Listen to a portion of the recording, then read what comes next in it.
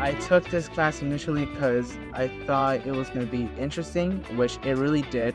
I like CT pathway, bike tech pathway, because honestly, it makes me feel very confident in my mechanical skills and makes me understand more about bicycles in general. And we're learning about hydraulic systems, we're learning about hydraulic brakes. The funnest part has been definitely working on bikes, since it's something I really enjoy doing off campus.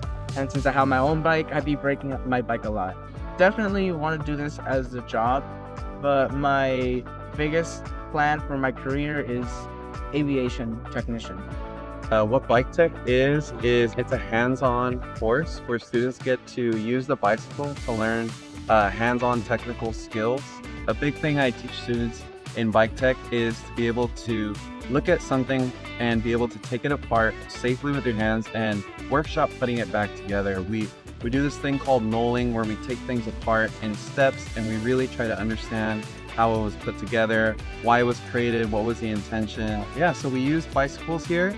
Students will learn how to fully take apart everything in a bicycle and put it back together. The goal then is for they can move to year 2, where we'll work on things like e-bikes, hydraulic systems, and things that are a little more advanced. But year 1, every student is working on the standard classic bicycle. And a few things that I enjoy from this class that I think are truly immersive for the curriculum is learning technical skills, how to work with tools, how to work with people within similar to a work environment. I could say I've been able to help my friends out a few times with technical problems with their bikes. So it's been very useful even in my own life.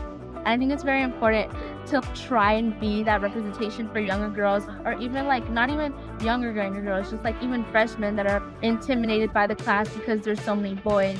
But at the same time, you can't allow yourself to be taken back just because of your peers, and you need to truly focus on what you like to do. If bike tech is something you truly want to do, and so what if you're the only woman there, I would say to just take it